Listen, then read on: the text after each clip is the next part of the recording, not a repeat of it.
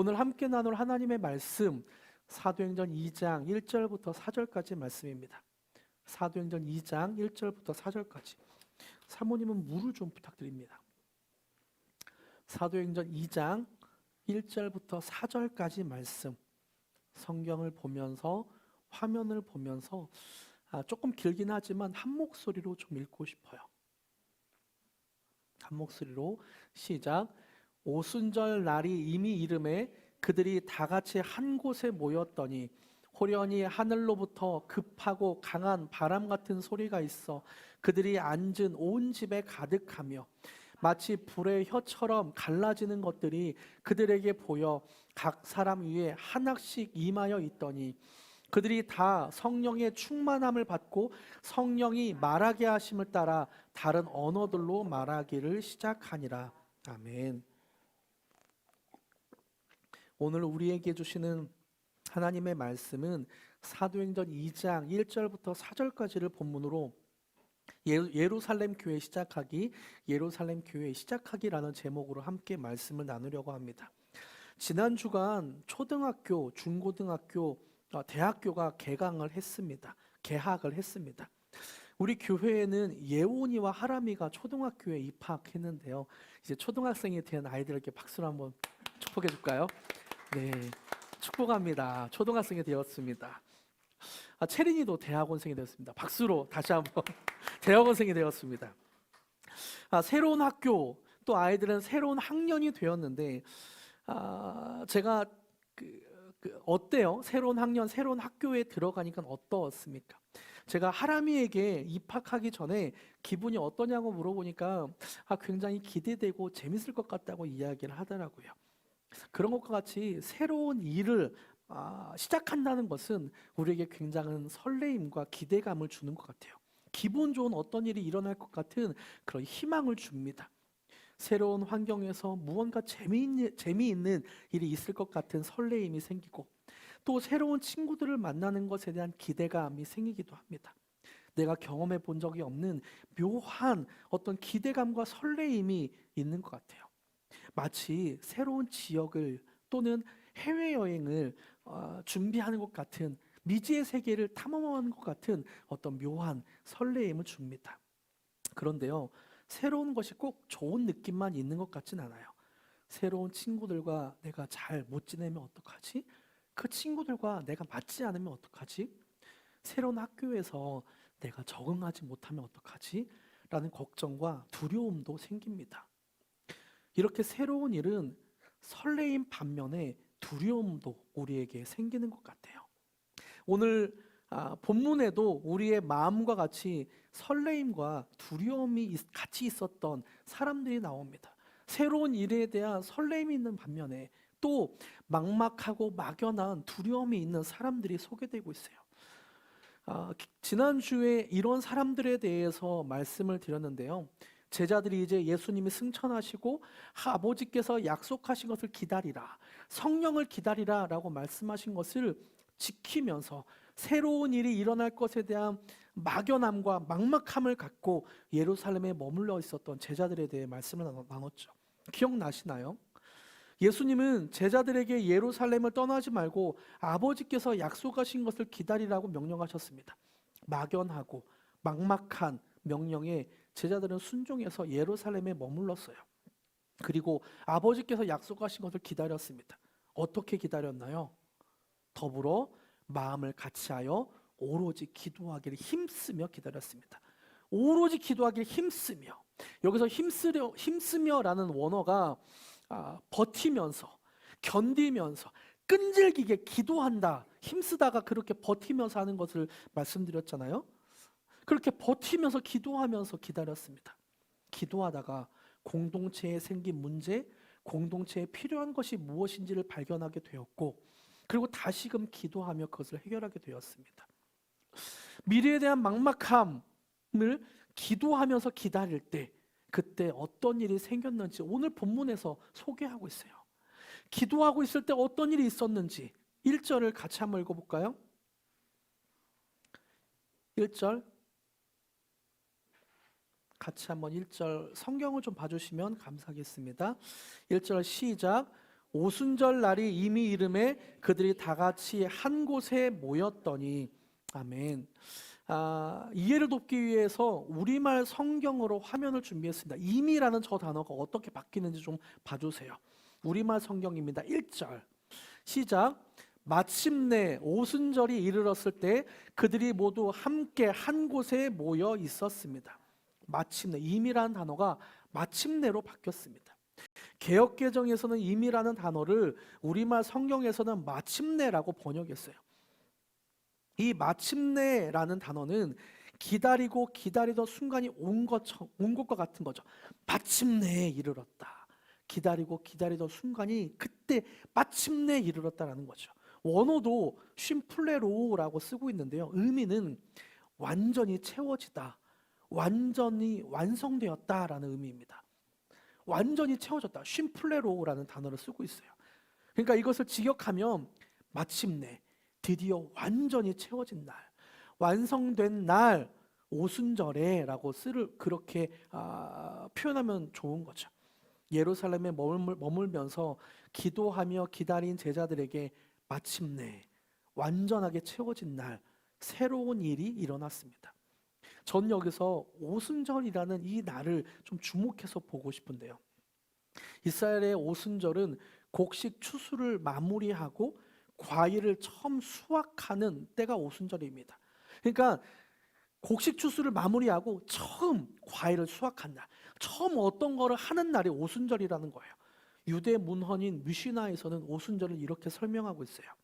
화면을 봐주세요. 오순절이 되면 이스라엘 농부들은 석류와 포도밭에 가서 갈대로 만든 리본으로 가지들을 묶고서 이것이 첫 열매다, 이것이 첫 열매다라고 힘차게 외친다. 이렇듯 오순절은 곡식 추수를 마치고 과일 추수로 전환되는 새로운 날을 의미합니다. 구약 성경에도 오순절에 이렇게 새로운 일이 있었던 유명한 사건들이 많이 있습니다. 가장 대표되는 사건이 모세가 이제 광야에서 40년 생활을 마치고 이스라엘의 지도자로 하나님 앞에 선 날, 떨기나무 앞에서 하나님을 만난 날, 그것이 오순절이었다는 거예요. 그리고 이스라엘 백성들이 애굽의 노예에서 이제 하나님의 백성으로 첫 언약을 맺은 날, 노예였던 이스라엘 백성들이 하나님의 백성, 하나님의 자녀가 된 날, 이것이 바로 또 오순절이었고, 노아가 하나님의 홍수 심판을 받고 배에서 나와서 하나님 앞에 제사를 드리죠. 그때 무지개가, 이렇게 하나님과의 언약의 무지개가 뜨게 됩니다. 이날도 바로 오순절이었어요. 그러니까 오순절은 성경에서 새롭게 시작하는 날을 의미합니다. 그럼 이런 오순절에 사도행전 2장에서는 어떤 일이 일어났는지 2절부터 4절까지 같이 한번 읽어볼게요. 새로운 날, 신약에서는 어떤 일이 일어났는가? 시작. 호련히 하늘로부터 급하고 강한 바람 같은 소리가 있어 그들이 앉은 온 집에 가득하며 마치 불의 혀처럼 갈라지는 것들이 그들에게 보여 각 사람 위에 하나씩 임하여 있더니 그들이 다 성령의 충만함을 받고 성령이 말하게 하심을 따라 다른 언어들로 말하기를 시작하니라. 마침내 오순절이 이르렀을 때 하늘에서 성령이 임했습니다. 하나님이 계산하신 완전하게 채워진 날, 완성된 날, 성령님이 임했습니다. 그래서 성령님을 받은 제자들은 이제 사도로서 새로운 날을 시작했고, 그리고 이들을 중심으로 예루살렘 교회가 새롭게 시작됐어요. 예수님은 하나님의 나라를 꿈꾸며 계속해서 제자들에게 하나님의 나라를 선포했는데, 마침내 하나님의 나라가 완성된 날, 마침내 하나님이 계획하신 완전하게 채워진 날, 그때 하나님의 나라를 이룰 예루살렘 교회가 시작되었습니다. 어찌 보면 새로운 학교를 다닌다고, 새로운 학년이 되었다고 해서 우리 인생에 어떤 기분 좋은 일이 일어나거나 설레임 가득한 희망 가득한 어떤 그런 일이 생기는 것 같진 않아요. 여전히 걱정과 두려움이 많이 있습니다. 내가 잘 못하면 어떡하지? 내가 잘 적응하지 못하면 어떡하지? 내가 못하면 어떡하지라는 그런 두려움이 많이 느껴져요. 우리 인생의 미래에 대한 기대감보다, 설레임보다, 미지의 세계에 대한 뭔가 긴장감보다 두려움이, 막연한 어떤 두려움과 어떤 걱정들이 앞설 때가 많이 있습니다. 이런 생각 때문에 때로 새로운 무언가를 도전하는 것들이 두렵죠. 도전하는 것들이 쉽지 않습니다. 걱정과 두려움이 먼저 생겨서 새로운 무언가를 하기 싫을 때도 있어요. 친구를 사귀기 싫을 때도 있고, 학교 공부를 하기 싫을 때도 있고, 새로운 직장에 도전하기 싫을 때도 있습니다. 여러분, 새로운 일은 새로운 학년이나 새로운 학교, 또 새로운 어떤 환경에 간다고 해서 생기는 것 같지는 않습니다. 마침내 하나님이 완성하신 날, 하나님이 완전히 채우신 날, 그때 성령이 임할 때 우리 인생에 새로운 일이 있게 된다는 거죠. 저는 여기에서 새로운 일을 하시는 성령님이 어떻게 임하셨는지를 좀 집중해서 다시 한번 보고 싶어요. 여러분의 인생에도 혹시나 정말 새로운 일이 필요하다면 이 성경에 나오는 내용대로 우리에게도 일어나길 기도하시길 바랍니다. 마침내 오순절날 새로운 날에 주님, 나에게도 성령이 임하여 주시옵소서. 기도하는 마음으로 좀 들어주시면 감사하겠어요. 성령님이 어떻게 임했는지 2절과 3절에 말씀하고 있습니다. 같이 읽어볼까요? 2절과 3절 시작. 호련히 급하고 강한 바람 같은 소리가 있어 앉은 온 집에 가득하며 마치 불의 혀처럼 갈라지는 것들이 그들에게 보여 각 사람 위에 하나씩 임하여 있더니. 아멘. 새로운 일이 일어난 날 마침내 오순절에 성령님이 임했습니다. 2절과 3절을 보니까 성령님이 임한 현상을 묘사하고 있는데요, 두 가지의 이미지로 그리고 있어요. 2절에서는 뭐라고 하고 있나요? 급하고 강한 바람 같은 소리. 3절에서는 어떤 이미지로 그리고 있나요? 마치 불의 혀처럼. 급하고 강한 바람 같은 소리, 불의 혀. 바람과 불로 그렇게 이미지로 그리고 있습니다. 먼저 성령님을 바람이라는 이미지로 표현한 것을 좀 살펴봅시다.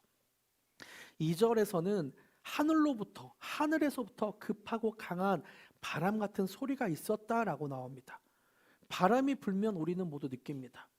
여름에 강한 태풍이 불면 우리는 온몸으로 느껴요. 태풍이 몰아치면 전신주가 뽑히기도 하고 귀에 철탑이 무너지기도 하고 우리가 우산을 쓰고 가다가 우산이 뒤집어지기도 합니다. 우리가 부인할 수 없게 느껴져요. 이 바람은 모두 느끼는 것입니다. 이렇게 성령님이 임할 때 모두가 느낄 정도로 급하고 강한 바람 같은 소리가 온 집을 가득했다고 나옵니다. 사도행전 2장에서 이 바람을 헬라어로 푸노에라고 썼습니다. 푸노에. 뜻은 숨, 호흡이라는 의미예요. 숨, 호흡. 그러니까 푸노에는 바람이라는 의미도 있지만 숨, 호흡을 뜻하기도 합니다. 근데 이 비슷한 단어가 4절에서도 나와요. 4절 한번 보여주겠어요? 그들이 다 성령의 충만함을 받고 성령이 말하게 하심을 따라 다른 언어들로 말하기를 시작하니라. 4절에 보니까 그들이 다 성령의 충만함을 받고 성령이 말하게 하심을 따라. 여기서 쓰이는 성령이 푸노에가 아니라 비슷한 단어로 푸뉴마라고 쓰였습니다. 푸뉴마. 뜻은 푸뉴마도 한번 보여주세요. 뜻은 바람, 호흡, 생명, 영, 성령이죠. 그러니까 4절에서 쓰인 성령의 의미는 무엇인가? 아까 푸노의 숨, 호흡과 같이 바람, 호흡, 생명, 영, 성령으로 쓰였다는 거예요. 그러니까 1절에서 바람, 푸노에라고 썼고 4절에서는 성령을 직접 푸뉴마로 쓰고 있습니다. 이 푸뉴마를, 바람을 하영조 목사님은 이렇게 표현하고 있어요. 화면을 좀 보여주세요. 부인할 수 없는 어떤 소리가 귓전을 때린 것입니다. 그것은 한 사람이 들었던 환청이 아닙니다. 120명이 동시에 들을 수 있었던 하늘의 소리였습니다. 하늘의 바람 소리였습니다. 하늘의 숨소리였습니다. 하나님의 호흡이었던 것입니다. 에스겔서 37장에 보면 생기라는 표현을 썼습니다. 생기야, 저 뼛속에 들어가라. 해골들 속에 들어가라. 하나님이 말씀하니까 하나님의 생기가 뼛속에 들어갔습니다. 죽어있던 뼈들이 움직이기 시작했습니다. 그것이 서로 짝을 맞추기 시작했습니다. 뼛속에 힘줄이 생기기 시작했습니다. 살이 생기기 시작했습니다. 핏줄이 생기기 시작했습니다. 가죽이 입혀지기 시작했습니다. 군대처럼 그들이 움직이기 시작했습니다. 이것이 성령의 역사입니다. 성령의 바람이 분 것입니다.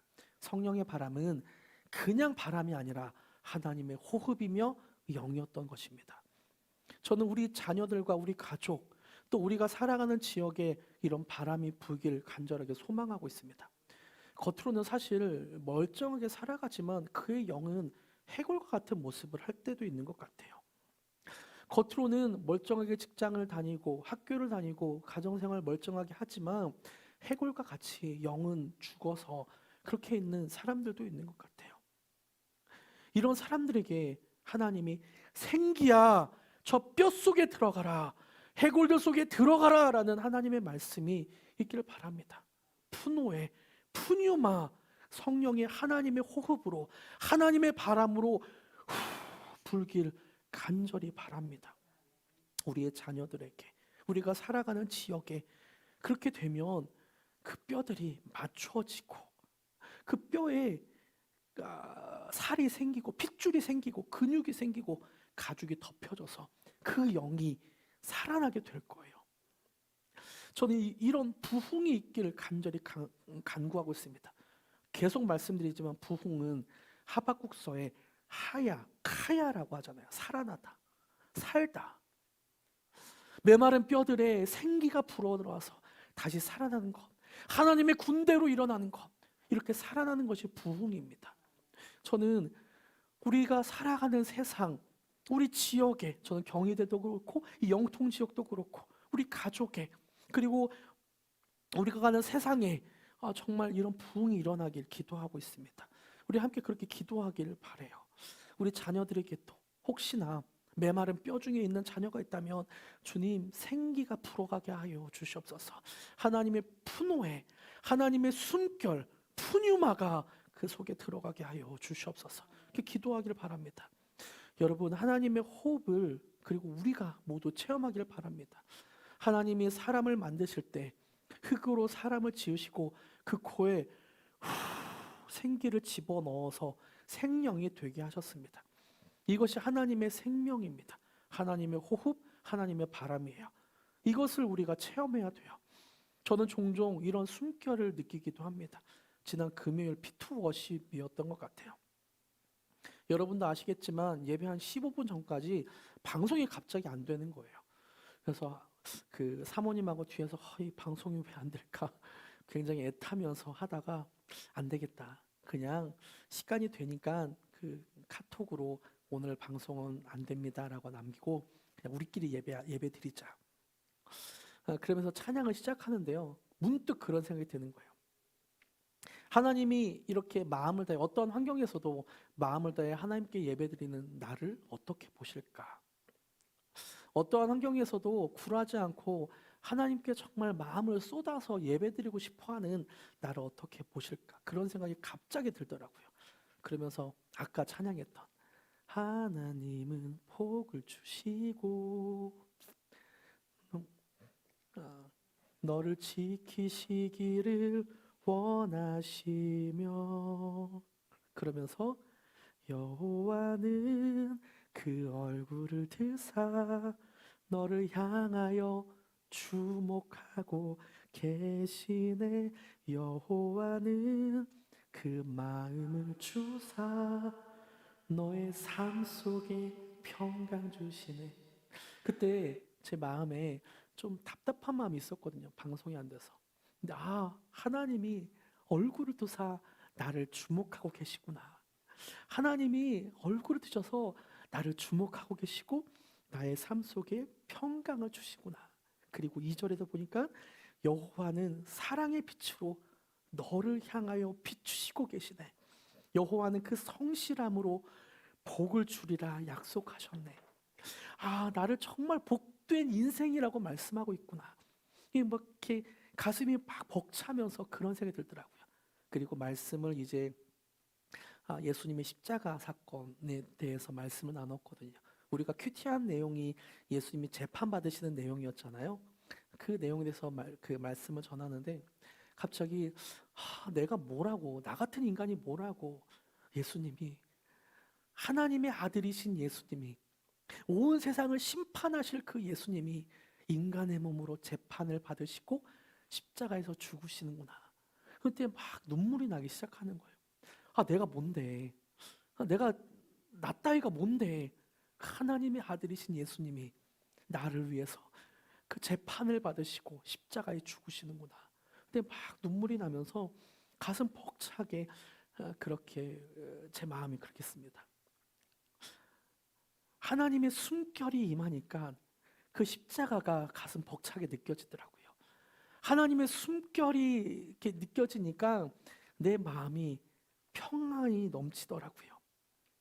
하나님의 숨결, 하나님이 임하면 그 예배는 공기부터 다릅니다. 하나님의 영이 움직이면 그분의 숨결과 호흡, 말씀과 사랑이 가슴 벅차게 느껴져요. 왜냐하면 우리가 믿는 하나님은 죽어있는 분이 아니기 때문입니다. 무덤에 갇힌 분이 아니라 살아서 역사하는 분입니다. 오늘도 살아서 우리와 사랑을 나누고 싶어 하시고 우리에게 말씀하시고 우리에게 그 십자가와 부활의 은혜를 계속해서 공급하시는 분입니다. 하나님은 살아계신 분입니다. 할렐루야. 하나님의 숨결을 사모하길 바라는 성도들에게 하영조 목사님은 성령 받은 사람들이라는 책을 통해서 이렇게 말씀하셨어요. 예수님을 머리로만 믿지 마십시오. 사상이나 철학으로 믿지 마십시오. 교리로 믿지 마십시오. 어떤 사람은 완벽한 교리를 가지고 주님을 믿으려고 합니다. 그러나 그의 마음속에는 평화가 없습니다. 여러분은 마음에 기쁨이 있습니까? 평안이 있습니까? 감사와 충만이 있습니까? 사랑이 움직이면, 그리스도의 영이 움직이면 내 안에 이런 살아있는 신앙이 생기는 겁니다. 여러분, 사랑과 재채기는 감출 수 없다고 하잖아요. 하나님의 사랑이 우리 안에 있으면 감출 수 없는 감사와 평안, 감출 수 없는 충만함이 넘치게 됩니다. 기쁨이 넘치게 돼요. 우리 교회에 이런 하나님의 바람, 호흡, 숨결이 가득하길 소망합니다. 함께 하나님의 바람이 불길 기대하며 좀 함께 기도합시다. 성령님이 임하는 장면을 또 다른 이미지로 표현한 것이 3절에 나옵니다. 3절을 다시 한번 읽어볼까요? 시작. 마치 불의 혀처럼 갈라지는 것들이 그들에게 보여 각 사람 위에 하나씩 임하여 있더니, 여기서 쓰기는 불의 혀라는 단어는 불의 혀, 글로사라는 단어입니다. 이 단어가 또 4절에 또 쓰였어요. 3절에 불의 혀가 4절에 또 쓰였어요. 어떤 단어로 쓰였는지 제가 읽어드릴게요. 그들이 다 성령의 충만함을 받고 성령이 말하게 하심을 따라 다른 언어들로, 성령이 말하게 하심을 따라 다른 언어들로 말하기 시작하냐. 여기가 다른 언어가 글로사입니다. 불의 혀처럼 각 사람 위에 성령이 임하니까 다른 언어, 글로사, 다른 언어로 말하게 되었다. 이 글로사라는 거예요. 즉 불의 혀처럼 임한 성령님이 사람들의 혀를 붙잡아서 방언이 나오게 했습니다. 성령님이 불의 혀처럼 임해서 방언을 말하게 되었고, 또 방언을 말하면서 다른 언어들이 서로 들리게 되었다라고 말하고 있어요. 그러면서 다른 민족, 다른 언어를 쓰는 사람들이 그 방언을 말하는 것을 들으면서 예수님을 믿게 되었습니다. 저는 이 말씀이 어찌 보면 오늘날을 살아가는 사람들에게 너무나 필요한 말씀처럼 보여요. 사람들은 저마다의 생각을 가지고 다른 사람의 말을 들으려고 하지 않습니다. 서로 소통이 되지 않아요. 부모님과 자녀 사이에 말이 통하지 않을 때가 있고, 또 부부 사이에도 말이 통하지 않을 때가 있습니다. 부부 사이에만 그럴까요? 형제, 자매, 이웃과도 말이 안 통해서 답답할 때가 있습니다. 오늘날 한국에서는 정치를 바라보면 더 심하게 말이 통하지 않는 것을 보게 됩니다. 보수와 진보가 너무나 큰 생각의 차이로 도저히 대화가 안 되는 것을 보게 됩니다. 사실 이렇게 말이 통하지 않았던 사회는 성경의 창세기에서 저주라고 말하고 있어요. 창세기 11장 8절과 9절 제가 읽어드릴게요. 여호와께서 거기서 그들을 온 지면에 흩으셨으므로 그들이 그 도시를 건설하기를 그쳤더라. 그러므로 그 이름을 바벨이라 하니 이는 여호와께서 거기서 온 땅의 언어를 혼잡하게 하셨음이니라. 여호와께서 거기서 그들을 온 지변에 흩으셨습니다. 하나님께서는 하나님께 도전해서 바벨탑을 쌓았던 사람들의 언어를 혼잡하게 하셨습니다. 언어가 혼잡하게 된 것은 하나님의 저주인 거죠. 하나님께 도전한 사람들이 받은 저주였습니다. 그래서 말이 통하지 않는 것, 안 통하는 것은 어찌 보면 하나님의 저주처럼 느껴져요. 그래서 우리의 영이 답답하고 좀 힘들어지죠. 이런 창세기에 나오는 하나님의 저주가 사도행전에서 끝나게 돼요. 자라왔던 배경도 다르고 쓰는 언어도 다르고 민족도 다르지만 성령이 말하게 하심을 따르니까 들리게 되는 거예요. 성령이 말하게 하심을 따라 방언을 말하니까 서로 들리게 되었습니다. 창세기 11장에서 바벨탑 사건으로 인해 언어가 혼잡하게 되었던 일이 사도행전 2장에서 성령님의 임하심으로 들려지게 되는 기적이 일어났습니다. 우리 안에 사람들과 관계 때문에 소통이 되지 않아 답답하고 힘든 분이 있다면 성령님을 간구하십시오. 글로사, 성령, 불의 혀처럼 임한 성령님, 성령이 말하게 하심을 따라 다른 언어들로 말하면서 성령이 말하게 하심을 따라 하면서 서로 소통이 되기를 축복합니다. 그리고 우리 글로리 공동체가 성령이 말하게 하심을 따라 말할 때 한 마음, 한 비전, 한 공동체가 될 줄 믿습니다. 우리가 그 성령님을 간구합시다. 글로사, 불의 혀처럼 임한 성령님, 푸노에, 푸뉴마, 바람으로 임한 성령님을 간구합시다. 말씀을 맺겠습니다. 오늘 본문에서 성령님을 두 가지 이미지로 설명합니다. 첫 번째 바람이고 두 번째 불의 혀죠. 여기서 바람은 숨결이라는 의미입니다. 숨결. 여러분은 숨을 얼마 동안 참을 수 있으세요? 숨을 참는다면 얼마 동안 참을 수 있어요? 같이 한번 해보면 하면 어떨까? 한 5초? 1분? 한 5분? 참을 수 있으세요? 세상에서 가장 숨을 오래 참는 사람이 기네스북에 등재되어 있는데요. 24분 11초라고 하더라고요. 보통 사람은 숨을 10분만 참아도 정말 죽을 것 같아요.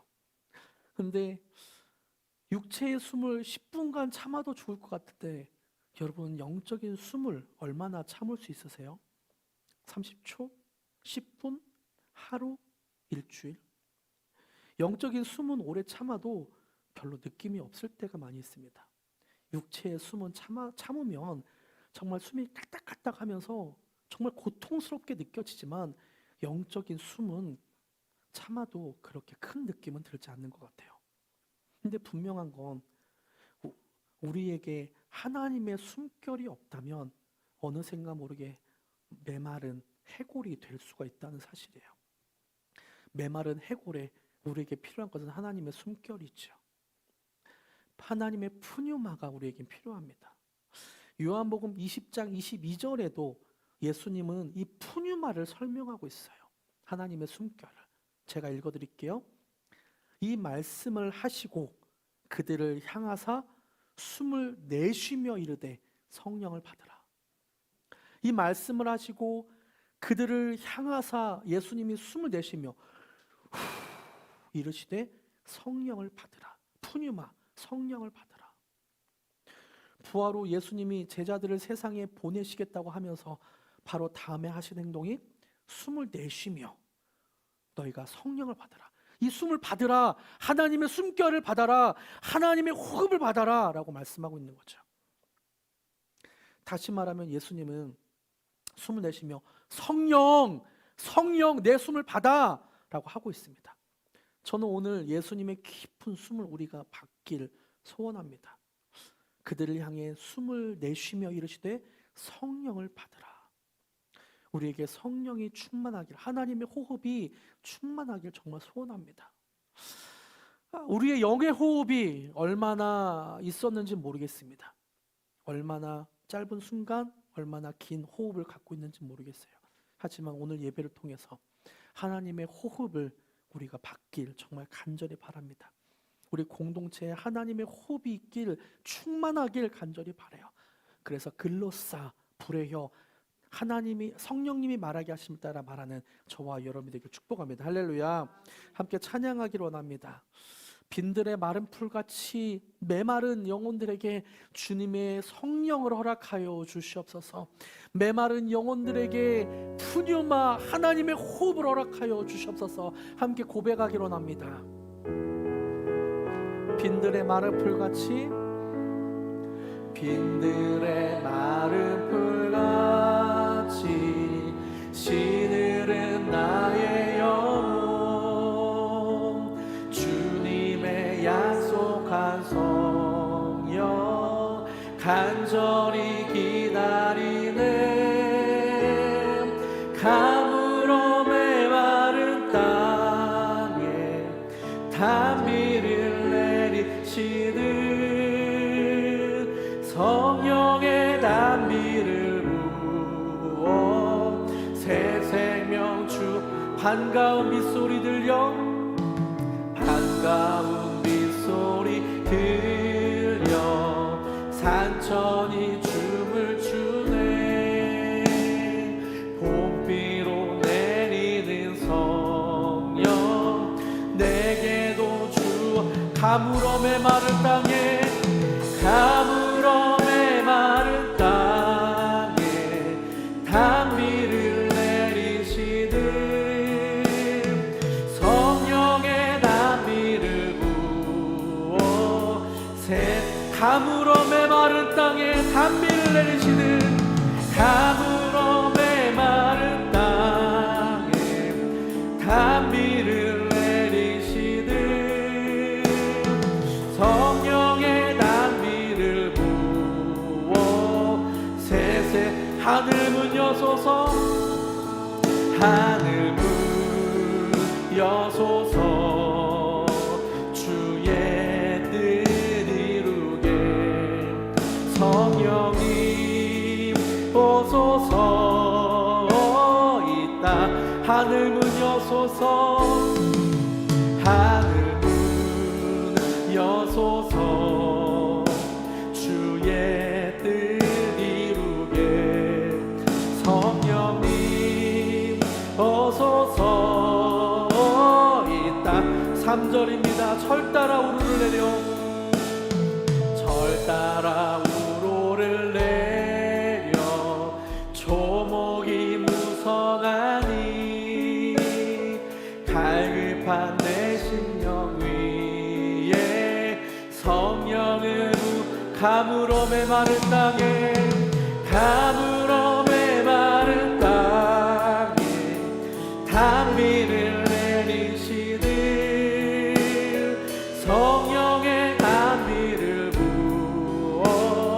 4절입니다. 참되신 사랑의 언약, 참되신 사랑의 언약 어길 수 있사오랴.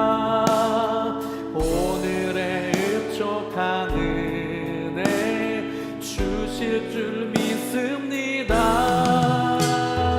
가물어 메마른 땅에 단비를 내리시듯 성령의 단비를 부어. 하늘 문 여소서, 하늘 문 여소서 주의 뜻 이루게. 성령님 오소서 이 땅. 하늘 문 여소서, 하늘 문 여소서 주의 뜻 이루게. 성령님 오소서 이 땅에 영원히. 함께 기도하며 주 앞에 나아가기를 원합니다. 예수님은 우리에게 말씀하셨습니다. 푸뉴마, 숨을 내쉬며 푸뉴마 성령을 받으라 라고 말씀하셨습니다. 우리가 호흡을 하면서 주님의 영을 호흡하길 원합니다. 하나님의 숨결을 호흡하길 원합니다. 이 시간 함께 소리를 내도 좋고 묵상으로 호흡하면서 기도해도 좋습니다. 긴 숨을 들으시면서 성령님 오시옵소서, 성령님 우리 안에 가득하게 하여 주시옵소서, 하나님의 숨결, 하나님의 호흡이 우리 안에 가득하게 하여 주시옵소서. 주님 앞에 기도하며 나아갑시다. 함께 기도하시겠습니다. 하나님, 성령님 우리 안에 오시옵소서.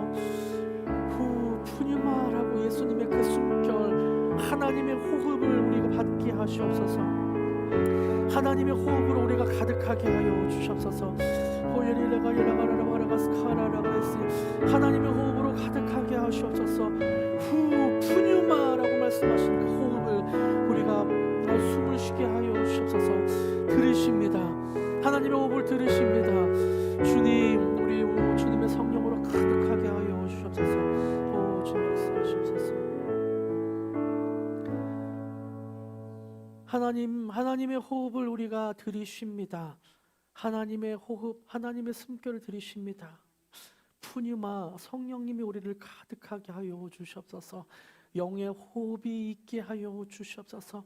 혹시나 이곳에 영의 호흡이 끊어져서 메말라 있는 영혼들이 있다면 하나님이 생기야 불어와라, 생기야 불어와라 라고 말씀하여 주시었고, 그 영혼의 메마른 뼈들에 생기가 불어올 때에 살이 입혀지고 핏줄이 입혀지고 가죽이 입혀져서 하나님의 군대들이 되게 하여 주시옵소서.